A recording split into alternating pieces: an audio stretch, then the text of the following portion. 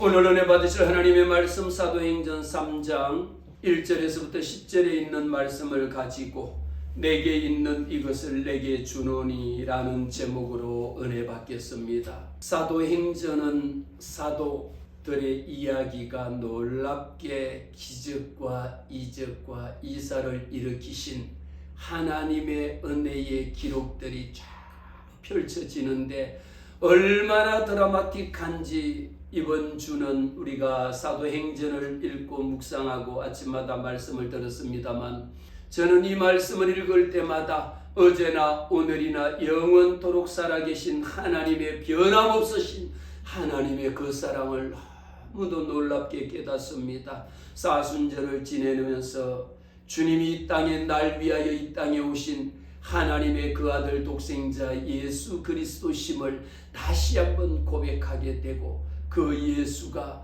나를 위하여 십자가 죽으셨다라고 하는 사실을 내가 믿나이다. 내 마음속에 주님이 장사한 지 사흘 만에 부활하셨다라고 하는 부활의 생명을 여러분들은 끝까지 믿으시기를 바라요. 아멘. 우리가 죽은 것을 믿는다 할지라도 다시 살아나신 부활의 생명을 믿지 않는다라면 이 모든 것은 없습니다. 내가 믿습니다. 무엇을 믿습니까? 하나님이 살아계심을 믿는다라는 겁니다. 오늘 사도행전 3장을 통하여 이 말씀 속에는 여러분들이 너무도 익히 잘 알고 있는 말씀이죠. 은과 금은 내게 없거니와 내게 있는 이것으로 내게 주노니 곧 나사렛 예수 그리스도의 이름으로 일어나 걸어라 하는 것은 여러분들이 요절처럼 외우고 있습니다. 암송합니다. 기도할 때마다 씁니다. 그런데 오늘 이 말씀을 통하여 저와 여러분에게 깨닫게 하시는 말씀, 하나님이 이 말씀을 왜 내게 주셨을까라고 하는 것을 여러분 스스로에게 질문하셔야 됩니다. 하나님, 오늘 이 말씀을 내가 너무도 잘 알고 있는 말씀인데 이 말씀을 내게 왜 주셨을까요? 라고 한번 스스로 질문해 보세요.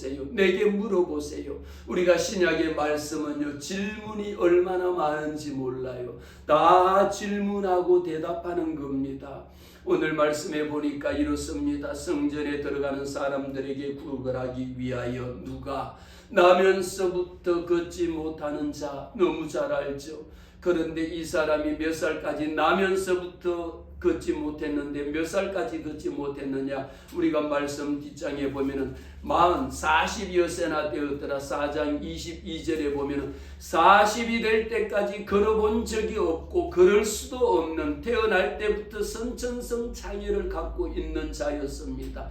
그가 하는 일이라고 하는 것은 사람들이 데려다가 성전 미문이라고 이야기하는데 아름다운 문입니다. Beautiful Gate라는 거예요. 아름다운 문인데 그 성전의 문이 얼마나 아름답겠습니까? 거기 앞에 가져다 두면 거기다 데려다 두면 한 분 줍쇼 하면서 구걸하는데 왜 하필 성전 미문에다 데려다 놨을까요? 그 당시에 사람들은 성전 앞에서 베풀면 그것이 자기들이 구제하면 그것을 상 받는다라고 생각하니까 구제하고요. 또 성전 미문에 있으면서 그들의 마음속에는 다른 사람들보다가 그래도 예수 믿는 사람들이 아닙니까? 그 성전 미문에서 구걸하던 그였음에도 불구하고 다른 사람들은 지금까지 행위가 어떤 행위를 보였느냐? 다 지나가면서 우리도 지하철이나 주변에 그런 분들 보잖아요. 그냥 아무 말 없이 100원짜리 동전 하나 아니면 1000원짜리 하나 그냥 던져주고 갈 일인데 오늘은 도대체 어찌하여 베드로와 요한이 가다 말고 날 좀 봐! 나를 바라보라고 하는 이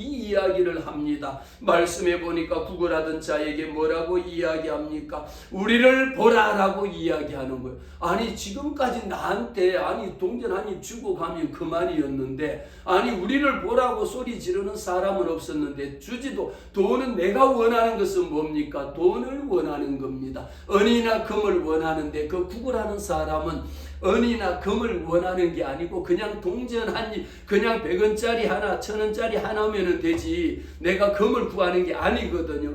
그런데 오늘따라 모든 사람들이 그냥 던져주고 가는데 뭐라고 이야기합니까?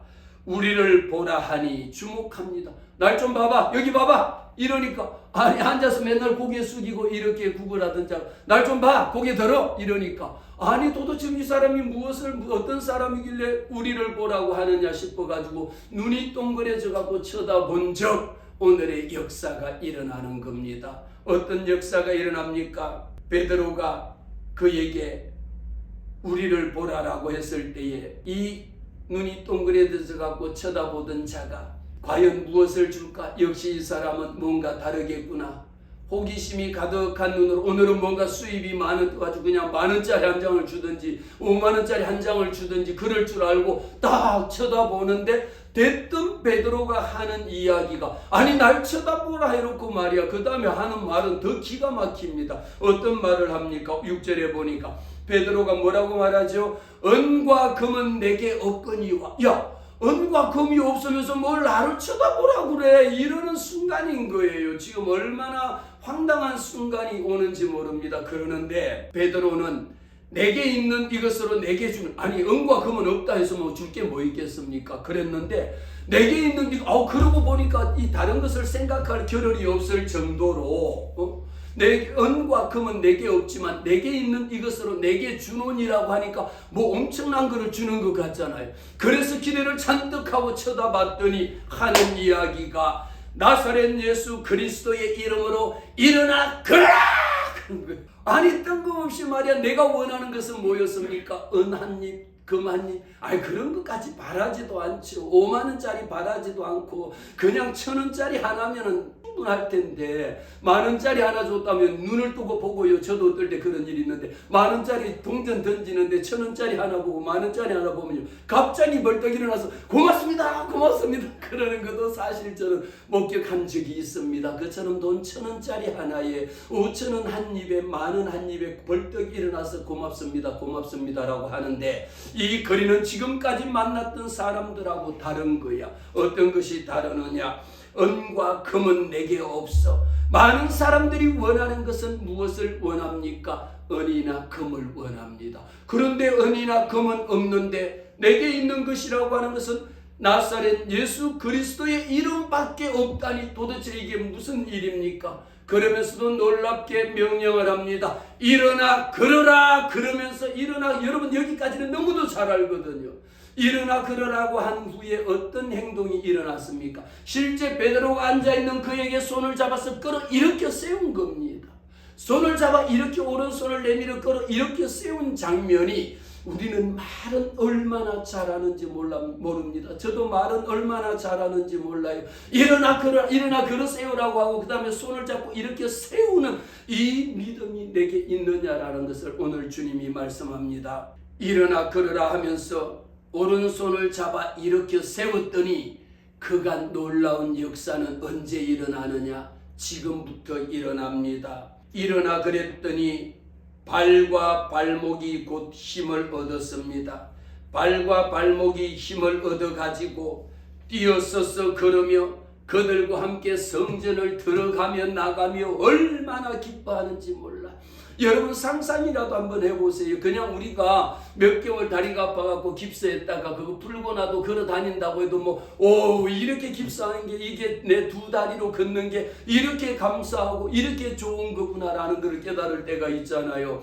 저도 오래전에 오른쪽 다리를 이만큼 통깁스를 해보니까요. 이야 정말 그거는 해보지 않는 사람은 모릅니다. 어떻게 이렇게 일자로 해가지고 무슨 허경영인가 누구처럼 이렇게 무슨 공중부양하는 것처럼 이렇게 해가지고 걸어 다니려고 해보세요. 그럴 수가 있나? 그럴 수가 없는 거예요. 지하철 타고 택시를 타도 이렇게 하고 문이 안 닫히는 거야. 그런데 일어나 본 적도 없고 일어설 수도 없는 것은 말씀 가운데에 발과 발목에 힘을 얻은 거예요. 왜 못 걸었습니까? 이유가 발목에 힘이 안 들어가니까.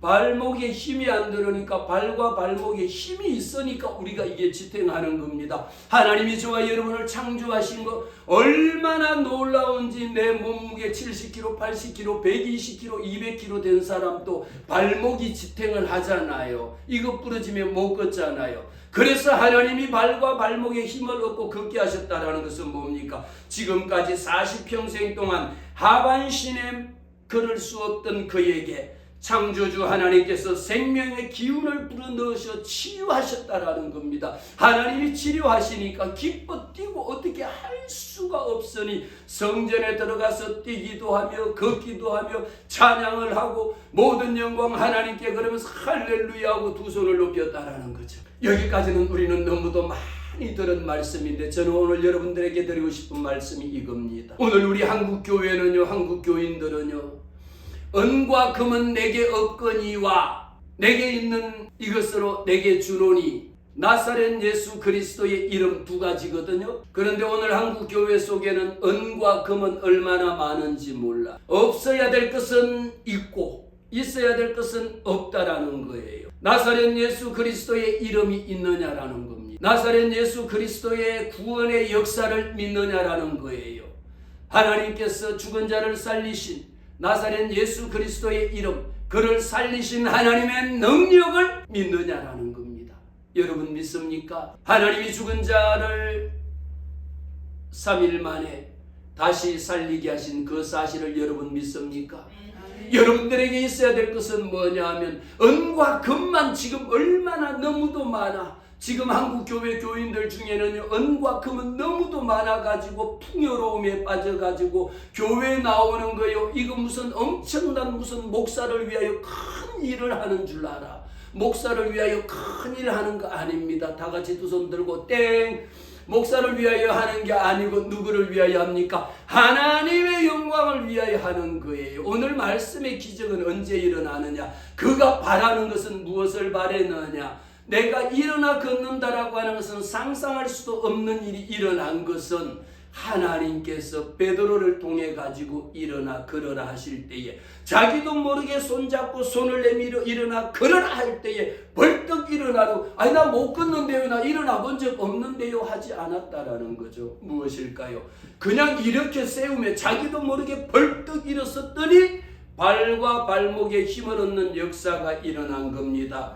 오늘도 우리는 말씀을 통하여 하나님의 일하심을 봅니다. 이를 통하여 베드로가 일어나 걸으라고 명령한 것, 내게 있는 이것으로 내게 주노니, 내게 여러분들에게 있는 것이 무엇입니까? 나사렛 예수 그리스도의 이름이 내게 있어야 된다라는 거죠. 그렇게 나사렛 예수 그리스도의 이름으로 코맨드 명령했더니 일어나 걸었습니다. 무엇일까요? 베드로의 말이 허풍이 아니었다라는 겁니다. 하나님께서 40년 동안 걷지 못했던 것을 나사렛 예수 그리스도의 이름으로 일어나 걷는 기적을 하나님이 베푸셨습니다. 하나님의 살아계심을 나타내 보인 겁니다. 나사렛 예수 그리스도의 능력을 나타내 보인 겁니다. 오늘 이 말씀 속에 우리는 놀랍게도 그가 하나님의 말씀에 순종하고 자기도 모르게 예 아멘 하고 일어섰을 때에 마음에 결단했을 때에 여러분의 마음속에 결단하는 거요. 여러분 하나님의 말씀을 듣고 마음에 찔림이 있거나 하나님의 말씀을 읽을 때에 하나님이 내게 하시는 말씀이 내게 와닿는다면 하나님의 말씀에 여러분들도 모르게 예, 여러분들도 모르게 아멘, 여러분들도 모르게 할렐루야를 외치시기를 바래요. 그가 하나님의 말씀에 순종하여 손을 잡고 끌어 일으킬 때에 자기도 모르게 벌떡 일었을 때에 하나님이 기적을 베푸신 거예요. 아니 나 지금까지 한 번도 일어나 본 적 없는데요 하지 않았습니다. 그냥 손잡고 일으킬 때에 그냥 자기도 모르게 벌떡 일어나는 거예요. 하나님 앞에 결단하시기를 바래요. 하나님의 말씀에 순종할 때에 하나님이 역사한다라는 겁니다. 나사렛 예수 그리스도의 이름이 얼마나 놀랍습니까? 은 한 입이나 금 한 입하고 비교될 일이 아니라 제 아무리 많은 돈을 준들 40년 동안 걷지 태어날 때부터 걷지 못했던 자가 선천성 일어나지 못하는 장애를 무엇으로 어떤 돈으로 걷게 만들 수가 있겠습니까? 우리가 소아마비 장애를 가진 장애우들을 봅니다. 그들에게 얼마나 많은 돈을 들여가지고 자기 발로 걷고 뛰도록 만들 수가 있겠습니까? 만들 수가 없습니다. 하나님의 살아계신 하나님의 말씀 가운데에 이 사람을 걷도록 왜 이 사람을 오늘 그가 걸은 것이 얼마나 중요한 것이냐라고 보면요, 이렇게 베드로가 이것을 기적을 일으킨 겁니다. 나사렛 예수 그리스도의 이름으로 기적을 일으켰더니 베드로가 일으킨 것을 보고 그에 있는 많은 무리들이 뭐라고 이야기합니까? 오, 베드로 선생 대단하다고, 능력자라고. 만약에 제가 여러분들에게 오늘 이 시간 기도해가지고 그냥 못 끊는 사람 이렇게 세웠다면, 와, 정원호 목사님 능력자다, 뭐 대단하다, 기적이다, 막 난리도 아닐 거 아니에요. 그때 베드로가 이야기합니다. 베드로가 뭐라고 이야기합니까? 아니, 왜 이 사람들이 나에 대해 가지고 내가 능력을 행한 것처럼 바라보냐라고 이야기합니다. 베드로가 능력을 행한 것이 아니라 누가 능력을 행한 겁니까? 나사렛 예수 그리스도의 이름이 그만큼 위대한 거라는 거죠. 나사렛 예수 그리스도의 이름이 능력이라는 겁니다. 12절 말씀에 베드로가 이것을 보고 백성에게 말합니다. 이스라엘 사람들아, 이 일을 왜 놀랍게 이를 왜 놀랍게 여기느냐 말이야. 이 사람을 걷게 한 것처럼 왜 우리를 내가 이렇게 세운 것 아니라고. 여러분, 이 말씀 앞에 우리는 써야 합니다. 이렇게 세운 건 내가 한 것이 아니다라는 겁니다. 아브라함과 이삭과 야곱의 하나님, 우리 조상의 하나님이 그의 종 예수를 영화롭게 하셨느니라. 내가 믿는 아브라함의 하나님, 이삭의 하나님, 야곱의 하나님이 하나님의 말씀대로 우리 하나님을 영화롭게, 하나님께 영광을 돌린 거라고 이야기합니다. 그렇지만 이 말씀 속에는요, 얼마나 신학적인 깊은 의미를 갖고 있는지 모릅니다. 그러면서 이야기합니다. 너희가 그를 넘겨주고 빌라도가 놓아주기로 결의한 것을 너희가 그 앞에서 거부하고, 너희가 거룩하고 의로운 일을 거부하고 도리어 살인한 사람을 놓아주기를 구하니까 생명의 주를 죽였도다. 너희들이 오히려 예수 그리스도를 죽였다라고 하는 것을 많은 무리들이 보는 앞에서, 사내들인 공회, 그 공회원들 앞에서 재판, 우리가 사도행전에는요 재판이 진행이 되는 것이 1차, 2차, 3차를 거쳐가지고 바울이 마지막 최후 로마 법정에 서서 변론하기까지 봐보면요, 오직 사도 바울을 통하여 우리에게 주시고자라고 하는 말씀은 뭐냐면, 내게로 돌아오라. 회개하고 내게로 돌아오면 바울 사도는 자기가 수없이 죽을 위험에 처하면서도, 생명의 위협을 느끼면서도, 죽음에 이르기까지도, 마지막 로마 법정에 최후 진술하면서까지도 나는 살아계신 하나님의 아들 독생자 예수 그리스도만이 우리의 구원자가 되신다라는 것을요, 사내들인 공회의 마지막 최후 변론에서도 그것을 아주 힘있게 전하는 것을 우리는 사도행전 26장에 가서도 보게 됩니다. 오늘 말씀에도 보잖아요. 15절에 보니까 생명의 주를 죽였도다. 그러나 하나님이 죽은 자 가운데서 그를 살리셨으니 이 일의 증인이 누굽니까? 하나님이, 여러분들은, 너희들은, 사내들인 공회원들이, 여러분들이 죄도 없는 예수 그리스도를 십자가에 못 박아 죽게 만든 장본인들이 아니냐라는 것을요, 이 장소에서 외친 겁니다. 그리고 오늘 40이나 된 사람이 베드로가 손을 내밀어 일어서라 할 때에 하나님이 이렇게 세운 목적이 있어. 왜 세우셨을까요?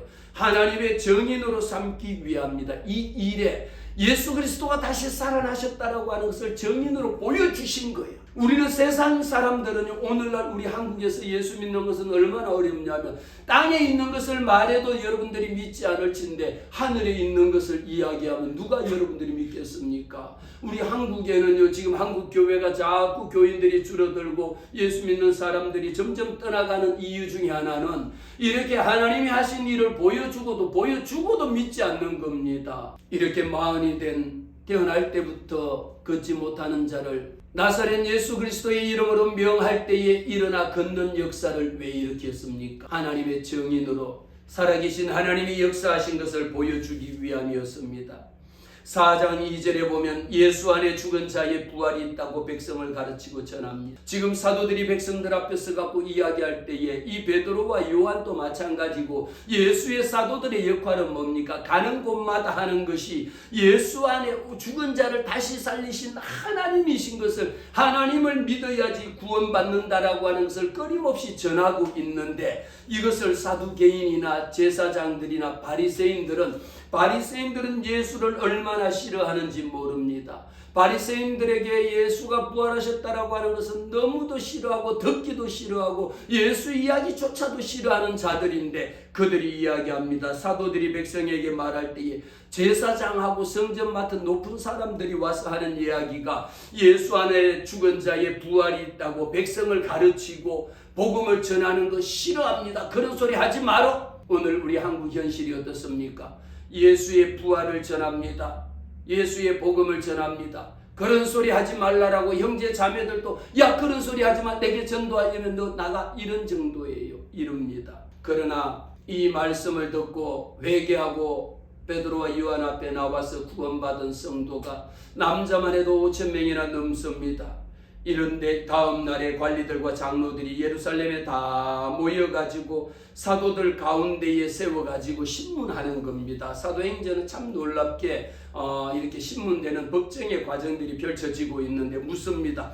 사도들 가운데에 베드로와 요한을 세워놓고 묻되 뭐라고 너희가 무슨 권세와 누구의 이름으로 이 일을 하였느냐라고 묻습니다. 도대체 너희들이 누구의 권세로 이 일을 하였느냐고 물으니까 그들 가운데에 이 속에는 어떤 이름입니까?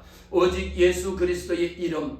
그렇다라고 요 두 대목도 법정에서는 너무도 중요한 것이 보세요. 너희가 무슨 권세와 누구의 이름으로 이 일을 행했느냐라고 물으면 무슨 권세로 지금까지 이런 일이 생기지 않았는데 이런 일이 생기게 한 것은 어떤 위법이나 어떤 불법이나 어떤 잘못된 것을 하면 바로 법적으로 처벌을 하기 위해 가지고 이 대목을 묻습니다. 여기에 질문을 했더니 하는 대답이 뭐라고 이야기합니까? 이에 베드로가 성령이 충만하여 백성들의 관리들과 장로들에게 담대하게 말합니다. 만일 병자에게 행한 착한 일에 대하여 이 사람이 어떻게 구원함을 받았느냐고 오늘 우리에게 질문한다면 하나님의 말씀은요 질문하고 답하는 게 너무 많습니다. 오늘요 우리 오늘날이라고 하는 것은요 여러분들이 많이 들어서 아시는 챗GPT라고 하는 인공지능을 여러분들이 잘 아시죠? 챗GPT가 이미 우리 생활 속에 엄청나게 깊숙이 들어와 있고 저도 챗GPT를 통해 갖고 이미 책을 한 권 써서 낸 적도 있을 만큼 챗GPT에게는요 생성형이라고 하는 것은 질문을 하면 답하고 답하면 다시 질문하는 주고받는 이야기가 되는 것을 우리는 새로운 것을 만들어내는 거라고 일방적인 질문이 아니거든요. 만일 여러분들에게 질문합니다. 오늘 베드로가 질문한 것처럼 말 그대로 어떻게 이 사람들이 어떻게 구원을 받았느냐고 오늘 우리에게 질문한다면 여러분들에게 질문하겠습니다. 여러분들은 어떻게 해서 예수를 믿게 되었습니까? 여러분들은 예수를 믿습니까? 여러분들은 구원받았습니까? 여러분들은 천국 갑니까? 이런 질문을 여러분들에게 한다면 여러분들은 뭐라고 대답하시겠습니까? 우리는 질문을 잘해야 됩니다. 어떻게 구원받았습니까? 여러분들은 어떻게 교회 나왔습니까? 왜 교회 나왔습니까? 왜 교회 다닙니까? 라고 묻는다면 여러분들은 뭐라고 대답하겠습니까? 그러면서 이 많은 무리들 앞에서 이야기합니다. 너희와 모든 이스라엘 백성들은 알라. 이 지금 베드로가 신문 받으면서요 얼마나 담대하게 성령의 충만함을 받아서 이야기하느냐 하면 너희와 모든 이스라엘 백성들은 알라라고 외칩니다. 그러면서 너희가 십자가에 못 박고 하나님이 죽은 자 가운데서 살리신 나사렛 예수 그리스도의 이름으로 이 사람이 건강하게 되어 너희 앞에 섰다. 이 사람이 지금 걸었지 못했던 사람이 여러분들이 보다시피 여기 앞에 섰지 않습니까? 그 사람이 선 목적, 그 사람이 일어난 이유, 그 사람은 어떻게 해서 고침을 받았습니까? 라고 하는 질문에 대한 대답뿐만 아니라 실제로 눈으로 보여준 것이었으면 여러분들 봤죠? 라고 정인으로서 하나님이 고쳐주신 겁니다. 여러분들은 어떻게 구원받았습니까? 라고 했을 때에 이 질문을 왜 던졌을까요? 만일 누구의 이름으로 이 사람을 고쳤느냐라고 묻는다라면 이 사람의 권위나 위법이나 불법이 있는지를 신문합니다. 이 사내들인 공회에서는요 예수의 이름이라고 하는 것은 경기가 일으킬 만큼 예수의 이름을 부르는 것은 사내들인 공회나 대제사장들은 아주 싫어합니다. 그래서 만일 이들이 예수의 이름으로 했다라고 하면 자칭 예수는 하나님의 아들이라고 이들이 부르는 것을 예수의 이름으로 이 병을 고쳤습니다라고 하면 이단으로 몰아서 처형하기 위해서 이 질문을 던진 거고요. 그러면 누구의 권위로, 무슨 권세로, 누구의 이름으로 했느냐라고 물으면 이것은 우리가 하나님의 이름으로 했습니다라고 하면 신성모독이거든요. 왜? 자기들이 믿는 하나님은 이 하나님이 아니거든요. 이들을 처벌하기 위해 가지고 온갖 질문을 다 던졌습니다. 그럼에도 불구하고 베드로는 다른 이로서는 분명하게 이야기합니다. 나사렛 예수 그리스도의 이름으로 이 사람이 건강하게 된 것을 여러분들이 받지 않느냐 말이에요. 이것은 저와 여러분이, 예수 믿는 저와 여러분이 예수 믿지 아니하는 사람들에게 예수의 증인으로 살아야 되는 이유입니다. 여러분들이 예수를 왜 믿어야 됩니까? 예수 믿으면 복받고 잘 살기 위함입니까? 그것만이 아니라 내 영혼이 구원받아 영원한 하나님의 자녀가 된다라고 하는, 내 영혼이 하나님의 은총을 입는다라는 것, 내 영혼이 영원한 하나님의 아들로 내 신분이 바뀌어진다라는 것을 우리는 믿으시기를 바랍니다. 그래서 오늘 말씀처럼 다른 이로서는, 왜? 다른 이로서는 구원받을 만한 이름을 하나님이 주신 적이 없다라는 것을 사도행전 4장 12절 말씀을 통하여 천하 사람 중에 구원받을 만한 다른 이름을 우리에게 주신 일이 없다라고 하는 것을 분명하게 못 박습니다. 이 사내들인 공회원들이라고 하는 것은 대단하거든요. 그런데 이들 가운데에 이 말씀을 선포하게 하신 것 속에는요, 사도행전 4장 10절에 있는 한 절의 말씀 속에 너희가 십자가에 못 박은 예수라는 거예요. 이 사내들인 공회원들이 죄도 없는 예수를 너희들이 재판해갖고 십자가에 못 박은 여러분이 장본인이 아니냐라는 겁니다. 이 말씀 앞에 저와 여러분은 무엇을 사순절 기간을 통하면서 깨달아야 되느냐?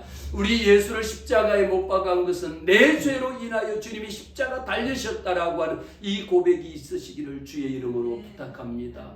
주님이 십자가 달린 거요, 다른 사람의 죄가 아닙니다. 우리 아들의 죄가 아닙니다. 내 친구의 죄가 아닙니다. 나의 죄로 인하여 주님이 십자가 달리셨다라는 이 사실을 증언한 겁니다. 너희가 십자가에 못 박고, 너희가 십자가에 못 박아 죽였는데 그를 살리시는 이는 누구냐라면요, 하나님이 죽은 자 가운데서 살리셨다라는, 나사렛 예수 그리스도의 이름으로 이 사람이 건강하게 되었거든요. 저와 여러분이 예수 그리스도를 믿은 후에 하나님께서 내게 영적으로 건강하게 하시고 내 생명을 하나님이 지켜주시고 나를 인도하여 주신 그 하나님이심을 오늘 또 고백합니다.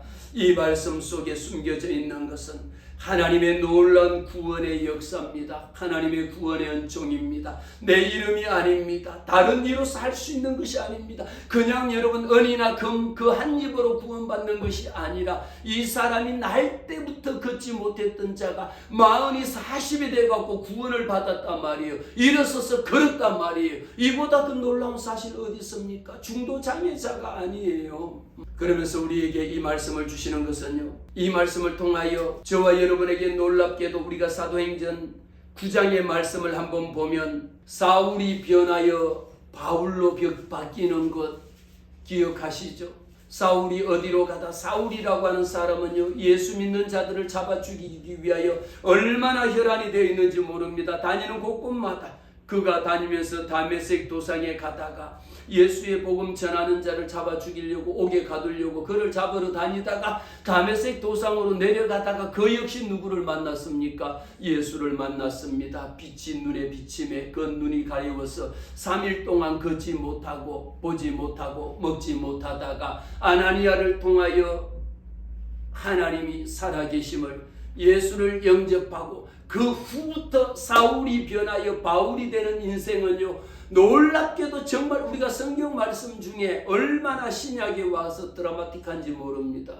그렇게 예수를 핍박하고 교회 다닌다고 성경을 찍고 불사르고 이러던 사람이 어느 날 예수 믿기 시작해갖고 사울이 변하여 바울이 변하기까지는 살아계신 하나님을 만나야 되는 겁니다. 내게 구원에 대한 확신이 있어야 합니다. 우리는 9장의 말씀에 오면요, 그가 말합니다. 오직 그렇게 사울이 예수를 핍박하고 예수 믿는 자를 잡아 넣을 때에, 핍박할 때에 주님이 나타나서 사울아 사울아 너는 어찌하여 나를 그렇게 핍박하느냐라고. 어떻게 해서 너는 그렇게 예수 믿는 자만 싫어하느냐고. 너는 그래 어떻게 예수 믿는 자만 그렇게 욕하느냐라고 이야기했을 때에 당신은 누구십니까? 라고 이야기했습니다. 답했습니다. 대답이 나는 너가 박해하는 예수라고 이야기합니다. 이 말씀을 통하여 우리 주변에 전도하다가 보면 이보다 더한 일들도 얼마나 많이 만나는지 모릅니다. 그러나 우리 속에 있어야 되는 것은요, 예수 그리스도만이 내게 생명이다라고 하는 이 사실만큼은 분명하게. 왜 이 사도 바울이 사울이 변하여 바울이 되고 난 후에 26장에 가면 얼마나 놀라운 이 복음을 전하는 일에는 자기의 목숨마저도 자기의 생명마저도 조금도 아끼지 않았습니다. 내가 복음을 전하다가 오늘 우리 집사님이 특송했지만요, 사나 죽으나 우리는 주님의 것이다라고 이야기한 고백이 어디서 나오느냐? 바울 사도의 고백입니다. 나는 사나 죽으나 주님의 것입니다. 살아도 주를 위하여 죽어도 주를 위하여 산다라고 하는 이 고백의 놀라움이에요. 마지막에 바울은요, 로마 법정에서 마지막 변론할 때에 이 모든 것을 그대로 정언합니다. 내가 지금까지 여러분들도 알다시피 이 사내들인 공회는 마지막 우리는 최종 대법정에 서서 고백하는 것하고 똑같습니다. 내가 여러분들 앞에 섰습니다. 여러분 대제사장들 앞에 섰습니다. 공회원들 앞에 섰습니다. 대법관 앞에 내가 섰습니다. 그러나 나는 오늘 여러분들에게 이 말은 분명하게 해야 되겠습니다. 그래서 이 법정까지, 로마 법정까지 안 그랬으면요, 바울이 일찍이 풀려날 수도 있었음에도 불구하고 항소를 했으니까 마지막에 로마 법정, 대법정까지 써가지고 거기까지 서게 하신 것도 뭐냐면 하나님이 글을 써서 로마 법정에 써가지고 하나님이 하게 하신 일을 보게 합니다. 그러면서 고백합니다. 나도 여러분들보다 예수 믿는 자 잡아 죽이는 일에는 나도 1등 공신이었습니다라는 것을 내가 몰라서 그런 것이 아니고요, 내가 지금까지 배우고 한 것은 가말리엘 문화생이라고 하는 것은 우리나라 서울법대를 다니면서 그렇게 공부를 많이 했다라는 것도 다 이미 여러분들이 내가 어느 정도 공부했는지, 내가 어떤 사람이었는지, 내가 예수 믿는 자들 잡아 죽이는데 1등 공신이었다라는 거 여러분들이 아시잖아요. 다 같이 이전에 바울도 사내들인 공회원이었으니까 우리 같은 옛날에 다 같이 법정에 있던 재판관들이니까 알잖아 말이에요. 여러분들이 나를 받지 않습니까? 그러면서 마지막 변론하는 것이 오늘 26장 말씀에 보면요, 왕께서 이 이야기를 합니다. 법정에 서가지고 얼마나, 지금 보셨죠? 이 마음까지 걷지 못하는 자를 하나님이 살리신 것, 나사렛 예수 그리스도의 이름으로 명할 때에 그가 일어나, 그런 거 여러분 다 보셨잖아요. 여러분들이 봤잖아요. 여러분들이 정인이잖아요. 이렇게 외쳤습니다. 다 봤잖아요. 다 알잖아요. 그 다음에 뭘 이야기합니까? 18절에 보면 그 눈을 뜨게 하여 어둠에서 빛으로 사단의 권세에서 하나님께로 돌아오게 하고 죄사함과 나를 미뤄 거룩하게 된 무리들 가운데서 기업을 얻게. 마지막 최후 변론이 이 말씀이라는 겁니다. 일어나 너의 발로 서라. 내가 내게 나타난 것은 곧 나를 본 일과 장차 내게 나타난 일을 너를 나의 정인으로 삼기 위하여. 법정에서 정인이라고 하는 것은 굉장히 중요합니다. 그거 잘못하면 위정죄로 처벌받고 죽기까지도 하는 일인데, 이렇게 법정에 서서 내가 눈을 뜨게 한 것은 무엇일까요? 주님께서 사울이 변하여 바울로 만들어 주셨고요, 바울은 끊임없이 전도 여행을 죽을 지경에 처했음에도 불구하고 마지막까지 사도 바울이 외친 것은 돌아오라라는 겁니다. 회개하고 예수 믿고 구원받고 천국 가자라는 거예요. 이 말을 내 눈을 뜨게 했고 어둠에서 빛을 보자라는 겁니다. 이제는 더 이상 우리는 어둠의 자녀가 아니다라는 거죠. 우리는 빛의 자녀입니다. 예수 믿는 자는 하나님의 빛의 자녀가 된 겁니다. 더 이상 죽음 속에 머물러 있는 것이 아니라 영원한 생명을 얻는 하나님의 영생을 얻게 하신 하나님의 자녀가 된 줄로 믿습니다. 그뿐입니까? 사단의 권세에서 하나님께 돌아오게 했습니다. 그래서 예수의 이름의 권세가 얼마나 위대한 것이냐면, 나사렛 예수 그리스도의 이름으로 명하노니 하면 어둠이 물러가고 사단의 권세가 물러가고 이 세상의 모든 악한 것들이 나사렛 예수 그리스도의 이름이라는 것이 그렇게 위대한 것을 바울 사도는 마지막 끝까지 이 이야기를 외칩니다. 그랬더니 아그리빠 왕이여, 하늘에서 보이신 것을 내가 거스르지 아니하고 내가 지금까지 다메섹과 예루살렘에 있는 사람과 유대 온 땅과 이방인들에게 내가 한 것이라고 하는 것은 뭐였습니까? 회개하라고 한 거야. 예수 믿고 영원한 하나님 나라, 영원한 천국으로 가라고 한 이야기. 회개하고 하나님께로 돌아와서 회개에 합당한 일을 하라고 전했던 거, 내가 지금까지 전한 것이 이것밖에 없는데 이것을 왜 나를 그렇게 잡아 넣어가지고 옥에 가둬서 죽이려고 했더냐? 내 죄가 있으면 우리 사도행전 말씀해 보면요, 내가 만일 내게 죽을 죄를 내가 저질렀다라면 나는 죽음까지도 나는 감내하겠다라고 바울 사도가 고백했습니다. 만일 내가 지은 것이 죄가 아니라고 밝혀질 때에는 나를 어떤 누구에게도 감옥에 넣을 수 없다라고 하는 것을 바울 사도가 이야기를 했습니다. 그렇게 담대하게 전했습니다. 오늘도 여러분, 저와 여러분에게 복음 전하는 거요, 어떤 법정에 선다 할지라도 이 하나님이 내게 주시는 담대함을 전할 수가 있어야 합니다. 그래서 바울 사도는요, 오직 회개하고 내게로 돌아와서 회개에 합당한 열매를 맺으라고, 예수 믿고 구원받고 천국 가자라고 하는 것을 끝까지 전했습니다. 그랬더니 하나님의 도우심을 받아 내가 오늘까지 여기 있었다. 내가 오늘 여러분 법정 앞에 선 것은요, 하나님이 나를 도우셔서 마지막 로마 법정까지 서게 해주셨는데 왜 썼을까요? 여기에 서갖고 높고 낮은 사람들 앞에, 모든 사람들 앞에, 제일 높은 사람들 앞에 서가지고 증언한 것은요, 선지자와 모세가 반드시 그렇게 하라고 한 하나님의 약속의 말씀대로 이루어지는 거라는 것을 고백합니다. 그랬더니 또 마지막에 한마디를 더 하는 것이, 그리스도가 고난을 받으실 것과 죽은 자 가운데서 먼저 다시 살아나사 이스라엘과 이방인들에게 빛을 전할 것이라는, 끝까지 뭐합니까? 예수 그리스도는 하나님의 아들이시오, 이 아들을 믿는 자에게는 영원한 생명이 있다라는 것을 전했습니다. 나사렛 예수 그리스도의 이름이 그렇게 귀하다는 겁니다. 나사렛 예수 그리스도의 이름만이 없다, 이 이름 외에는 구원받을 이름이 없다라는 것을 왜 그렇게 강조했을까요? 바로 마지막 사내들인 공회원들, 대법관들 앞에서 당신들도 예수 믿으란 말이야, 당신들도 예수 믿고 당신들이 예수를 죽였지 않느냐, 그 예수는 죄가 없으신 분이다라는 거죠. 죄 없는 자를 여러분들이 죽였으니까 오늘 이제는 여러분들도 다시 예수 믿고 회개하고 돌아오라. 이것을 마지막 법정에서 대재판관들이요, 여러분들도 회개하고 예수 믿으세요라는 것을요, 우리가, 제가 시간이 없어서 말씀 많이 못 드리지만 이 로마 법정에서는 얼마나 이 말을 감히 할 수조차도 없는데, 내가 여러분 앞에 여기 있어서 말하게 하신 것도 하나님이 나를 이 법정까지, 로마 마지막 최후 변론할 때까지 로마 법정까지 세우게 하신 것이 하나님이 나를 도우셔서 여기에 섰다고 고백하잖아요. 이 얘기를 이제 결론입니다. 이 얘기를 딱 하고 나니까 이 이야기를 바울이 변론하던 것을 베스도가 마지막 총독이 그 이야기를 대법관이 예를 들면 헌법재판관이라고 하는, 대법관이라고 하죠. 이 사람이 마지막 최종 다 듣고 있다가 크게 소리질러 24절에 보세요. 베스도가 크게 소리내어 이르되, 바울아, 내가 미쳤구나. 아니, 대법정에서 지금 하는 이야기가, 바울이 지금 대법관들 앞에 서갖고 예수 믿고 회개하고 예수 믿고 회개하고 하나님의 자녀가 되세요, 이렇게 얘기하고 나니까 다 알던 사람이거든요.